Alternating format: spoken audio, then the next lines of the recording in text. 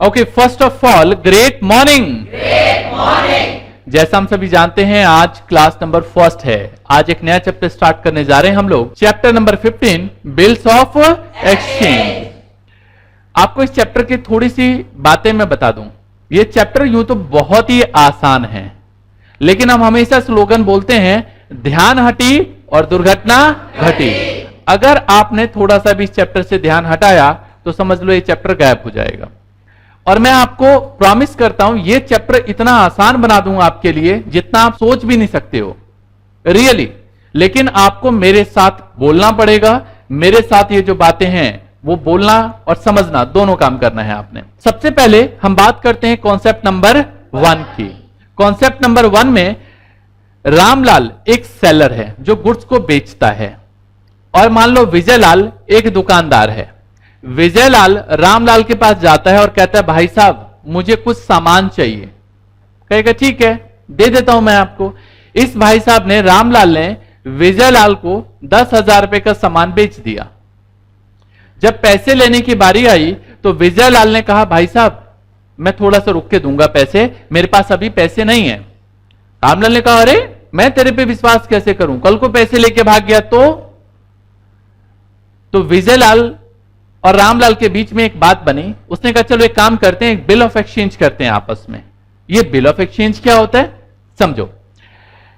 विजयलाल ने कहा ठीक है सर बिल ऑफ एक्सचेंज कर देते हैं, लेकिन ध्यान से सुनना, जैसे ही रामलाल ने विजयलाल को सामान बेचा तो विजयलाल उस समय क्या बन गया, डेटर बन गया। किसके लिए बन गया, रामलाल के लिए। रामलाल के लिए डेटर बन गया क्योंकि ये बायर है और ये सेलर है, लेकिन ये पैसे नहीं दे रहा। तो रामलाल ने कहा भाई पैसे नहीं दोगे तो मैं तो विश्वास नहीं कर सकता ऐसे आप पे, अब मैं क्या करूं। तो रामलाल ने अपने अकाउंटेंट को बोला इधर आ। रामलाल ने अपने अकाउंटेंट को बोला इधर आ। ये मान लिया हमने कि अकाउंटेंट ऑफ रामलाल है ये भाई साहब। ये भाई साहब एक सुंदर सा लेटर टाइप करेंगे, जिस लेटर पे लिखा होगा मैं प्रॉमिस करता हूं कि 2 महीने बाद मैं आपको पैसे 10,000 रुपए का जो अमाउंट है वो दे दूंगा। और ये किसके बिहाफ में लिखेगा, विजयलाल के बिहाफ में लिखेगा। इसको ऐसे समझो, मान लो कल स्कूल जाने का इरादा नहीं है आपका, आपने अपने सुंदर से प्यारे से फ्रेंड को फोन मिलाया, यार क्या कर रहा है। उसने बोला कुछ नहीं बस काम कर रहा हूं, बता। आपने बोला सुनना यार कल स्कूल आने का मन नहीं है, एक काम कर एक सुंदर सा एप्लीकेशन लिख दियो। बात रही पापा के साइन की, तो तेरे को सिखाया इतने दिन से किस लिए है, एक्सपर्ट है तू तो मेरे पापा के साइन का, बिल्कुल डुप्लीकेट मारता है, मार दियो। अब चलो ठीक है आपका फ्रेंड अपने लिए एप्लीकेशन लिखेगा नहीं, वो आपके लिए लिखेगा जो भी एप्लीकेशन में लिखते हो कि मुझे घर पे बहुत जरूरी काम है, बहुत जरूरी काम है और इसलिए मैं नहीं आ सकता, या मुझे अचानक फीवर हो गया है, कल रात से बहुत तेज बुखार है और मैं नहीं आ सकता। और पापा के साइन अपने फ्रेंड को तो सिखाया हुआ है, मार देगा और स्कूल में पहुंचा दिया। जैसे अटेंडेंस की बारी है, मैम उसकी एप्लीकेशन है, दे दी। ये किसने किया, आपके फ्रेंड ने। किसके बिहाफ में, आपके बिहाफ में। ऐसे ही रामलाल का अकाउंटेंट श्यामलाल विजयलाल के बिहाफ में एक बिल लिखेगा, जिस बिल पे लिखा होगा मैं प्रॉमिस करता हूं कि इतने महीने 2 महीने बाद आपको 10,000 रुपए दे दूंगा। ये बिल उठ के किसके पास चला जाएगा, विजयलाल के पास। विजयलाल इस पे अपना स्टैंप लगाएगा, साइन कर देगा और वापस किसको पहुंचा देगा, रामलाल को। रामलाल और श्यामलाल, श्यामलाल भी रामलाल का ही अकाउंटेंट है भाई, उसी के पास आ जाएगा। ठीक है, क्लियर है जी। तो पहले इसके पास जाएगा और घूम के वापस इसके पास आ जाएगा, डन। और ये तो रामलाल का ही अकाउंटेंट है तो रामलाल के पास ही रहेगा, क्लियर है जी। या ऐसा भी कर सकता है कि विजयलाल अपने अकाउंटेंट को फोन करे और बोले कि चल एक बिल लिख दे, वो लिख के लेके आएगा, इस पे साइन और स्टैंप लगाएगा और दे देगा रामलाल को। ऐसा भी हो सकता है। This system is called bill of exchange. तो ये जो आप देख रहे हो, ये जो 10,000 का बिल है जिसपे लिखा हुआ है मैं प्रॉमिस करता हूं कि 2 महीने बाद आपको 10,000 रुपए दे दूंगा, ये बिल ऑफ एक्सचेंज कहलाता है। और रामलाल के लिए BR कहलाएगा, बिल्स रिसीवेबल। क्या कहते हैं इसको, बिल्स रिसीवेबल, क्लियर है जी। और ये जो भाई साहब के पास है ये बिल्स पेबल कहलाएगा। इसके लिए इसको देना है तो ये बिल्स पेबल, इसको लेना है तो ये BR। वैसे इसी ने लिखा, इसके पास गया वापस आ गया, क्लियर है। तो ये 2 बातें होती हैं, एक होता है बिल्स रिसीवेबल और एक होता है बिल्स पेबल। बिल्स रिसीवेबल जो रिसीव करना है, बिल्स पेबल जो देना है। तो ये इसके लिए बिल्स रिसीवेबल है और इस भाई साहब के लिए बिल्स पेबल। ये कोई गलत नहीं लिखा हुआ, ये एज इट इज यहां गया और वापस आ गया। डन? ये पूरा का पूरा सिस्टम उम्मीद करता हूं कॉन्सेप्ट नंबर 1 समझ में आ गया होगा सबको, है ना जी? आइए समझते हैं। ये तो नाम हमने लिख दिया यहां पे, सेलर, ये बायर, ये डेटर है हमारे लिए, लेकिन थोड़े से टेक्निकल टर्म्स भी समझते हैं। टेक्निकल टर्म्स में इसमें 3 पार्टीज होती है। ड्रॉर जो बिल लिखता है, यहां रामलाल ड्रॉर कहलाएगा क्योंकि उसने गुड्स बेचा और उसने बिल लिखवा लिया। क्लियर है जी? एक एक्सेप्टर, एक्सेप्टर यहां पे विजयलाल है, विजयलाल उस बिल पे साइन करता है, स्टैंप लगाता है और रामलाल को दे देता है। ठीक है जी? कि वो प्रॉमिस कर रहा है, हां मैं 2 महीने बाद आपको 10,000 पे दे दूंगा, ये एक्सेप्टर है। और पेई, यहां पे पेमेंट करने वाला कौन पर्सन है? विजयलाल ही है। लेकिन ऐसा भी हो सकता है कि विजयलाल को भी किसी से पैसे लेने हो। इसको ऐसे समझो, मान लो आपको अपने किसी दोस्त को 200 रुपए देने हैं और आपने उससे लिए हुए हैं पैसे, लेकिन अचानक ध्यान आया, अरे यार मेरा एक दोस्त है, उससे मुझे भी 200 रुपए लेने हैं। तो आपने उस दोस्त को फोन किया, अरे तूने मेरे से 200 रुपए ले रखा है ना, ये मेरे को देने के बजाय सीधा उसको दे दियो। समझ में आ रहा है? तो पैसे तो देने थे आपको 200 रुपए, लेकिन ये आपने किससे दिलवा दिया? दोस्त से दिलवा दिया। ऐसे यहां पे भी हो सकता है कि विजयलाल जो 10,000 की पेमेंट है, हो सकता है किसी पार्टी को सामान बेचे और उसको बोले कि सीधा ये पैसा रामलाल को पहुंचा देना। तो पेई वो पर्सन होता है जो पे करेगा एक्चुअल में पैसा। ठीक है? तो यहां पे हेडिंग में क्या लिखा हमने?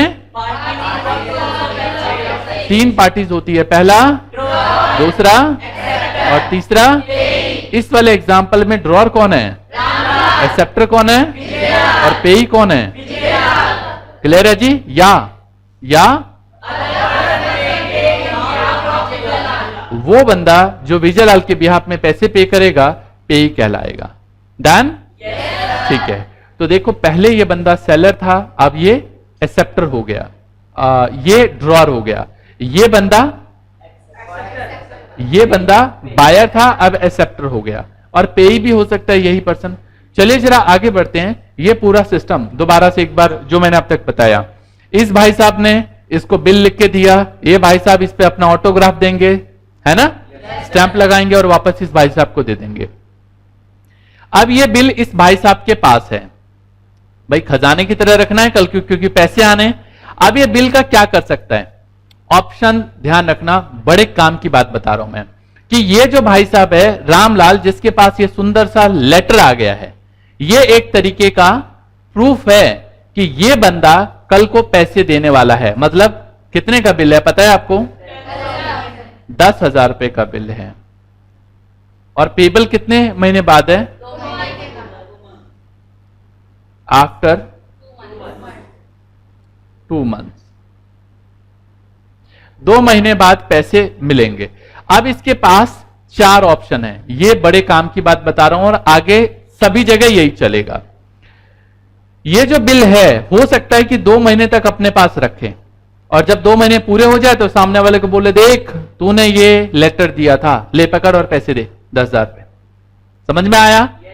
दूसरा ऑप्शन हो सकता है कि मान लो इस रामलाल को पहले ही पैसे की जरूरत पड़ जाए।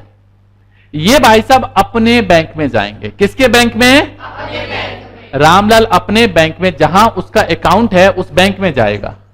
जितने भी बिजनेसमैन है, नॉर्मली अगर बैंक अच्छी डीलिंग बैंक से कर रहा होता है तो उनको मैनेजर जानते हैं, और अच्छी डीलिंग है तो ट्रांजैक्शन से पता चल जाता है कि इस भाई साहब की अच्छी डीलिंग है। अपने बैंक में जाएगा, बोलेगा भाई साहब ऐसा है, ये देखो 2 महीने बाद मेरे को 10,000 रुपए मिलने वाले हैं, ये बिल रख लो और मुझे पैसे दे दो। तो ये जो बैंक वाला है, क्या रामलाल का ससुर जी लग रहा है कि पूरे 10 के 10,000 रुपए मिल जाएंगे? नहीं, ऐसे नहीं भाई। रामलाल का ससुर जी हो तो भी ना दे, 10,000 के 10,000, बात पैसे की है ना, ऐसे नहीं मिलने वाला। अब क्या होगा? जो बैंक है, बैंक कहेगा भाई ऐसा है, देख तेरे को ये पैसे मिलेंगे 2 महीने बाद, लेकिन ये पैसे मैं आज तेरे को दे रहा हूं, तो कुछ तो मेरे को बेनिफिट मिलना चाहिए। तो वो क्या करेंगे? डिस्काउंटिंग चार्ज काट लेते हैं, अपना कमीशन समझ लो या इंटरेस्ट का पैसा समझ लो। वो पैसा जो 2 महीने बाद आना है, लेकिन वो पैसा आज ही बैंक ने काट लिया, डिस्काउंटिंग चार्ज बोलते हैं इसको। मान लो 10,000 का बिल है और बैंक ने इसको काट के बोला कि चल 200 रुपए हम कमीशन का रखेंगे या डिस्काउंटिंग चार्ज रखेंगे, तो 9,800 रामलाल को मिल जाएगा। क्लियर है? अब ये 9,800 रामलाल को मिल गया। 2 महीने बाद जब विजयलाल पैसे दे देगा तो सीधा बैंक को 10,000 रुपए मिल जाएंगे। ठीक है, रामलाल का भी काम हो गया और बैंक का भी काम हो गया। बैंक को 200 का फायदा हो गया, विजयलाल को 2 महीने का फायदा है ही है ना। या फिर ऐसा हो सकता है, ये जो सुंदर सा आप बिल देख रहे हो, इस बिल की कहानी ऐसे भी हो सकती है कि ये सुंदर सा बिल रामलाल को लगे कहीं खो ना जाए, कहीं खो ना जाए, इसलिए काम करो बैंक में दे दो। बैंक वालों को बोलो देखो भाई साहब, ये जो बिल है ये 2 महीने बाद मिलने वाला है, इसको रख लो अपने पास। 2 महीने बाद जब विजयलाल पैसे देगा मेरे अकाउंट को बढ़ा देना। इसको बोलते हैं बिल सेंट फॉर कलेक्शन। क्या बोलते हैं इसको? और एक बात ऐसा भी हो सकता है कि मान लो जो रामलाल है किसी थर्ड पार्टी से सामान खरीद के लाता है, वो ऐसा भी तो हो सकता है भाई, वो सामान बेच रहा है तो कहीं से सामान खरीदता भी तो होगा। तो ये बिल सीधा उठा के 10,000 का उधर से सामान खरीदा और एंडोर्स कर दिया, देखो भाई साहब ये विजयलाल से मुझे 10,000 रुपए मिलने वाले हैं, तो ये आप अपने पास रख लो, जब 2 महीने बाद विजयलाल पैसे देगा तो ये आपको मिल जाएगा। ये कौन कह रहा है? रामलाल कह रहा है। किसको? जिससे वो सामान खरीद के लाता है। इसको बोलते हैं एंडोर्स टू थर्ड पार्टी। क्या बोलते हैं इसको? Endorse to third party. Clear है बात? ये उम्मीद करता हूं इनमें कोई दिक्कत नहीं होगी आपको। ये जो बात बताई है ये सारी बातें आपको समझ में आ गई होंगी, है ना जी? मजा आ गया? एक बच्चे की तरफ से एक सवाल आया कि सर अगर रामलाल विजयलाल को 2 महीने के लिए उधारी देता है तो क्या इंटरेस्ट ले सकता है? बिल्कुल ले सकता है डियर, ये बिल्कुल बन सकता है, लेकिन आपको बता दूं ज्यादातर बिजनेस जो 90% बिजनेस है उधार पे होते हैं। अगर उधार पे नहीं देगा तो बिजनेस नहीं चलेगा। 100% कैश पे कोई भी बिजनेस नहीं चलेगा। कस्टमर का ही हो सकता है ज्यादा कि कस्टमर डायरेक्टली, लेकिन एक दूध वाला भी आज के टाइम में उधार देता है ना? एक बच्चा हंस रहा है, समझ सकता हूं मैं, दूध की दुकान होगी इसलिए हंस रहा है, कोई बात नहीं। चलिए जरा आगे समझते हैं कॉन्सेप्ट नंबर 2। मान लो ये बिल 25 अक्टूबर 2014 को लिखा गया। बिल का पीरियड मान लो 3 महीने ले लेते हैं, एक एग्जांपल लिया है मैंने। बिल का पीरियड कितना ले लेते हैं? 3 महीने। इसको बोलते हैं टर्म ऑफ बिल। कितने महीने का बिल है? और मान लो बिल जो है वो 1 लाख रुपए का है। कितने का बिल है? 1 लाख का। एक होता है इसमें ग्रेस पीरियड। ग्रेस पीरियड मतलब एक्स्ट्रा दिन। मान लो सपोज करो ये 25 अक्टूबर को मुझे किसी ने बिल दिया, मैं कहता हूं चलो 3 महीने बाद तो मुझे पैसे लौटा देना। 25 अक्टूबर से 3 महीने गिनो, अक्टूबर के बाद नवंबर, दिसंबर, जनवरी, 25 जनवरी की डेट बनती है। किसकी डेट बनती है जी? 25 जनवरी।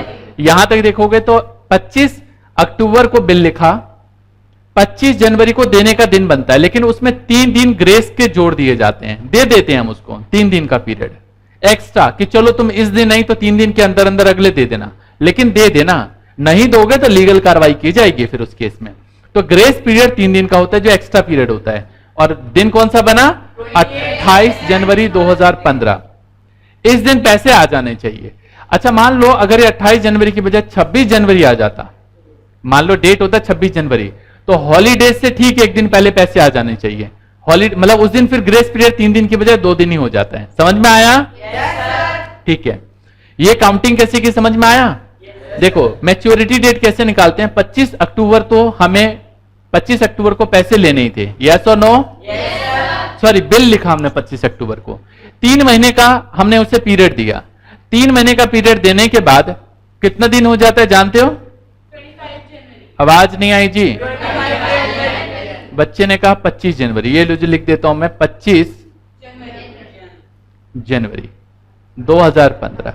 लेकिन 3 दिन ग्रेस के जोड़ दोगे तो 28 जनवरी तक पैसे आ जाने चाहिए। तो यहां पे 2-3 चीजें सीख ली आपने। एक तो टर्म ऑफ बिल क्या होता है, एक ग्रेस पीरियड क्या होता है, और मैच्योरिटी डेट क्या होती है। समझ में आया? जिस दिन पैसे मिलने होते हैं मैच्योरिटी डेट होता है। ग्रेस पीरियड 3 दिन एक्स्ट्रा हमेशा मिलेगा ही मिलेगा। और टर्म ऑफ बिल जितने महीने का बिल है। क्लियर है जी बात ये? गुड। आइए जरा छोटी छोटी मगर मोटी बातों को भी पढ़ लें। Attention please. क्या कहते हैं इसको? Days of grace are not allowed when the bill is payable on demand और एट साइट। अगर ऑन डिमांड पे हो या एट साइट पे हो, इसको ऐसे समझो। ऑन डिमांड या एट साइट क्या होता है? मैं सामने वाली पार्टी को बोलूं कि मैं बिल तो तब मानूंगा, जैसे मान लो दिल्ली और बॉम्बे से कोई सामान आया उधार, तो बिल मेरे पास बॉम्बे से यहां तक आने में टाइम तो लगेगा 2 से 3 दिन। फिर मैं उस पर साइन करूंगा, तो मैं बोलूंगा मैं तो भैया उस दिन से चालू करूंगा, या मेरी डेट उस दिन से चालू होगी, जिस दिन मेरे पास बिल पहुंचेगा मैं साइन करूंगा, स्टैंप लगाऊंगा। तो सामने वाला कहेगा, जो सामने वाली पार्टी है वो कहेगा बेवकूफ थोड़े ना हूं, 2 से 4 दिन ऐसी वेस्ट होगा, तेरे को ग्रेस पीरियड भी दूं, कोई ग्रेस पीरियड नहीं। समझ में आया? तो ऑन डिमांड या एट साइट, अगर यहां ऐसी सिचुएशन है तो वहां पे ग्रेस पीरियड काउंट, मतलब ग्रेस पीरियड नहीं दिए जाएंगे। अगला क्या बताया? When the period of the bill is stated in days, the calculation of the maturity date will be in days. तो मंथ वाले में मंथ, और मान लो अगर महीने वाला हो तो महीने, वीक वाले में वीक। क्लियर है जी बात ये? ठीक है, दोबारा बता दूं ये, मान लो जैसे कि यहां पे ये बोल रहा है डेज में, तो आंसर भी किस में निकालेंगे? डेज में। अगर ये डेज की बजाय ईयर में नहीं होता, या तो डेज होगा या इन वीक होगा। क्या होगा जी? वीक। अगर वीक में होगा तो ये भी वीक में लेंगे हम, 2 हफ्ते, 4 हफ्ते, 6 हफ्ते। इसके अलावा क्या हो सकता है? डेज या वीक, या फिर हाँ मंथ भी हो सकता है।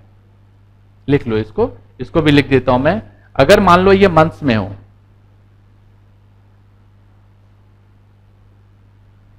when the period of the bill is stated in days, the calculation of the maturity date will be in days. ठीक है, वीक हो तो वीक और मंथ हो तो मंथ्स। क्लियर है जी बात ये? ठीक है, आइए जरा आगे चलते हैं। एक एग्जांपल लिया मैंने, मान लो एक बिल है 1 जनवरी 2013 का और पेबल है 60 दिन बाद। तो 1 जनवरी से 60 दिन गिनो। जनवरी 1 तारीख का है, ये 1 जनवरी को बिल मिला, कितने दिन और जनवरी के हो गए? 30। भाई 30 दिन तो गिनोगे ना, काउंटिंग नहीं करोगे क्या? 60 दिन गिनो, 60 दिन गिन के 3 दिन और जोड़ो। मतलब अगर मुझे इसको आपको बोलूं कैलकुलेशन करनी है, 1 जनवरी 2013 को बिल लिखा, 30 दिन, क्योंकि जनवरी 1 खत्म, तो जनवरी में कितने दिन हुए? आवाज नहीं आई जी? 30 दिन, जनवरी के 30 दिन। ठीक है, 30 दिन हो गए तो ये क्या आ जाएगा? फरवरी। फरवरी में कितने होते हैं? 28 दिन। तो 30 और 28, 58 दिन। ठीक है, और ये आ जाएगा मार्च। मार्च में कितने दिन काउंट करूं? 2 दिन। ठीक है, हेलो, आवाज नहीं आई? मार्च में कितने दिन काउंट करूं? 2 दिन। मार्च में 2 दिन काउंट करूं और 3 दिन अगर मैं ग्रेस का डालूं तो 5 मार्च का पीरियड आएगा। सबको समझ में आया कैसे?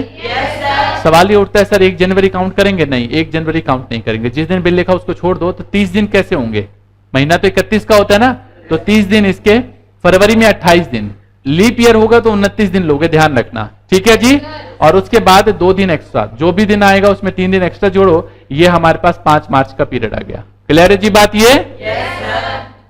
इसके बाद when the period of the bill is in month, calculation of maturity date will be in terms of calendar months, ignoring the number of days in a month। लिख दिया मैंने ये, ठीक है, ये भी बता दिया मैंने। इसके लिए एक एग्जांपल लिया मैंने। मान लो if bill dated 1 January 2013 is payable 3 months after the date, तो उस केस में 1 जनवरी, हेलो, प्लस 3 महीने, 1 जनवरी प्लस 3 महीने, जनवरी के बाद फरवरी, मार्च, अप्रैल, 1 अप्रैल आता है, 3 दिन जोड़ो, 4 अप्रैल आ जाएगा। कितना आ जाएगा? 4 अप्रैल। और इसके बाद यहां पे बताया अगर if the maturity date falls in a public holiday, तो उसकी पेमेंट 1 दिन पहले ही हो जाएगी। लिखा है ना, preceding business day, preceding business day. Clear है जी? ऐसे समझो, मान लो संडे को हॉलीडे रहता है, 26 जनवरी आया मंडे को, तो मंडे को तो पेबल हो नहीं सकता, 1 दिन पहले संडे है, हेलो, तो पेबल सैटरडे को ही होगा। लेकिन ये बहुत टिपिकल चीज हो गई, आपके समझने के लिए है, क्वेश्चन के हिसाब से नहीं होगा। सर सैटरडे भी छुट्टी हो जाए, तो एक बच्चे ने हाथ उठाया, मैं समझ गया कि वो बोल सकता है मुझसे, तो उससे भी पहले वाले दिन में, ठीक है, बिजनेस हॉलीडे की बात हो रही थी। क्वेरी पूछो, चलो। लो जी, बच्चा कह रहे 1 दिन बाद नहीं हो सकते, वो जो कोर्ट में बैठा है ना पापा जी, वो आ जाएगा घर पे कोर्ट का नोटिस लेके, भाई साहब आपकी पेमेंट रुकी हुई है, पेमेंट करनी है, और 1 दिन का भी इंटरेस्ट लगा के। समझ में आया? बाद में कर लो, क्या यार, घर की खेती है ये तो, लेकिन वो जो कोर्ट में बैठा है वो आ जाएगा, क्योंकि सामने वाला पार्टी कोर्ट में भेज देगा केस सीधा। क्लियर है जी? गुड, मजा आ गया? गुड। आइए जरा एग्जांपल नंबर 3 समझते हैं। इफ मैच्योरिटी डेट 26 जनवरी 2013, तो ड्यू कब होगा? 25 जनवरी 2013 को ही ड्यू हो जाएगा। डन? ठीक है, आइए जरा कॉन्सेप्ट नंबर 3 को समझते हैं जो हमने यहां पे समझा था। यह हमने आपको बताया था कि रामलाल के पास जो बिल आ गया उसकी 3 सिचुएशन हो सकती है रामलाल के पास। या तो रामलाल अपने पास रखेगा, या डिस्काउंट करा लेगा, या कलेक्शन के लिए भेज देगा, या फिर क्या करेगा? एंडोर्स कर देगा। क्या कर देगा? एक बहुत प्यारा सा सवाल है एक बच्चे की तरफ से। एक बच्चे ने मुझसे पूछा कि सर क्या ग्रेस पीरियड 3 दिन से ज्यादा का भी हो सकता है? बोलोगे तो आपकी नजर में 5 दिन का रख देते हैं, 6 दिन का, या 2 दिन का रख लें, कम भी कर सकते हैं। नहीं जी, कम नहीं कर सकते आप, ना ही इसको बढ़ा सकते हैं, क्योंकि ये लॉ ने डिसाइड किया है, और लॉ ने जो डिसाइड कर दिया वो कर दिया, आप इसे चेंज नहीं कर सकते। हाँ, स्यू कर दो, आप केस करो, उसके बाद लॉ डिसाइड करेगा। लॉ चेंज करना होगा तो करेंगे, नहीं तो नहीं करेंगे। अब तक लॉ के हिसाब से 3 दिन का ही ग्रेस पीरियड अलाउड है, ठीक है? तो आप इसे नहीं बदल सकते। डन? ठीक है, चलिए। तो मैं आपको अभी पीछे बता रहा था कि अगर रामलाल ने विजयलाल को सामान बेचा और बदले में बिल लिख दिया, इसने बिल साइन करके इधर दे दिया, ये बिल रामलाल के पास है, तो रामलाल 4 सिचुएशन से लेके जा सकता है। या तो या फिर और आइए जरा इसको डिटेल में समझते हैं।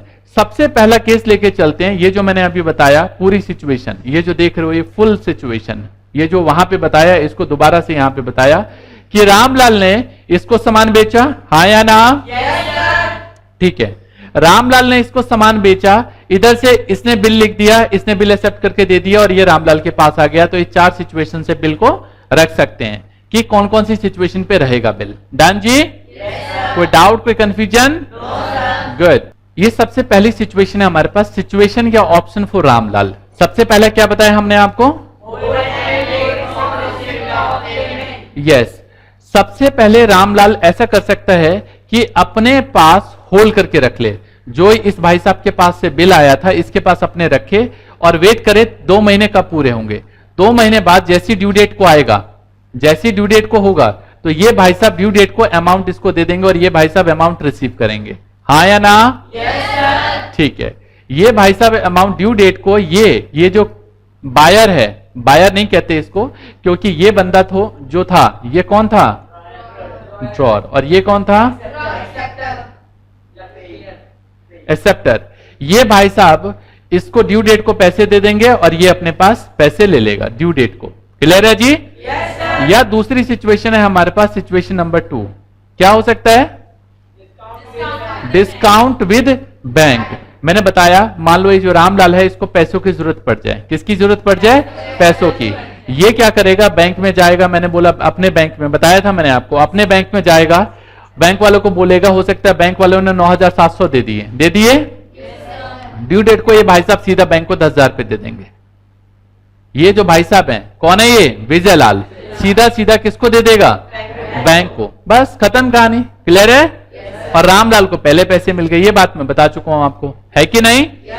रामलाल के लिए थर्ड सिचुएशन है हमारे पास, बिल सेंट फॉर कलेक्शन है। ये बैंक को दे देगा सेफ रखने के लिए, और जब ड्यू डेट की बारी आएगी तो ये भाई साहब सीधा बैंक में पैसे जमा कराएंगे। कई बच्चे मुझसे सवाल पूछ सकते हैं, सर इसको कैसे पता चलेगा बैंक को देना? वो बोल देंगे ना, बैंक का काम है कलेक्ट करने का, तो सीधा बैंक फोन करेगा, हाँ भाई तुम्हारा बिल आया हुआ है, पैसे दे दो। समझ में आया? सीधा बैंक फोन करेगी। किसको? आवाज नहीं आई जी। सीधा बैंक विजयलाल को फोन करके बोलने वाली है कि हाँ जी भाई साहब, आपका बिल है हमारे पास, तो उसके पैसे जो हैं वो दे दो लाके। क्लियर है बात ये? ठीक है, उम्मीद करता हूं यहां तक ये बातें समझ में आ गई होंगी। थर्ड सिचुएशन भी बिल सेंट फॉर कलेक्शन की है या नहीं? अगली सिचुएशन है हमारे पास एंडोर्स। बिल को एंडोर्स कर दिया जाए। जैसे मैंने अभी समझाया आपको, ये भाई साहब रामलाल, इसके ऊपर बिल लिखा, इसने बिल को एक्सेप्ट किया और किसको दे दिया? इसको दे दिया। अब हो सकता है कि ये जो विजयलाल है, इसको ये टुनटुन लाल से पैसे लेने थे। मान लो एक नया बंदा आ गया टुनटुन लाल, ठीक है, इससे पैसे लेने थे जो थर्ड पार्टी है। तो ये क्या करेगा? सीधा का सीधा उठा के ये बोल देगा, मतलब विजयलाल टुनटुन लाल को, हाँ भाई सुन रहा है, ये पैसे किसको देने हैं तेरे को? किसको पैसे देने हैं? तो सीधा का सीधा पैसा रामलाल के पास पहुंच जाएगा ड्यू डेट को। क्लियर है बात ये? चलो तो ये बात भी क्लियर हो गई। सारी सिचुएशन में पहले समझा चुका हूं, बट दोबारा पिक्चर के थ्रू समझाया मैंने। मजा आ गया? उम्मीद करता हूं जितनी भी बातें अब तक मैंने बताई हैं उन सभी को अच्छे से समझा होगा। होम फन में है जितने भी कॉन्सेप्ट्स बताए हैं उन सभी को रिवाइज करना है। ये चैप्टर बहुत ही इंपॉर्टेंट चैप्टर है, बहुत ही आसान है, लेकिन जैसे मैंने बताया वैसे। दूसरी बात, जो भी कॉन्सेप्ट अब तक बताए वो सारे कॉन्सेप्ट आपको याद होने चाहिए अगले कुछ नए कॉन्सेप्ट को सीखने के लिए। इसलिए इस चैप्टर को बहुत ध्यान से करना है। ओके? मजा आ गया? चलिए कंटिन्यू करेंगे नेक्स्ट क्लास में। तब तक के लिए all the best, take care, Jai Hind, जय भारत।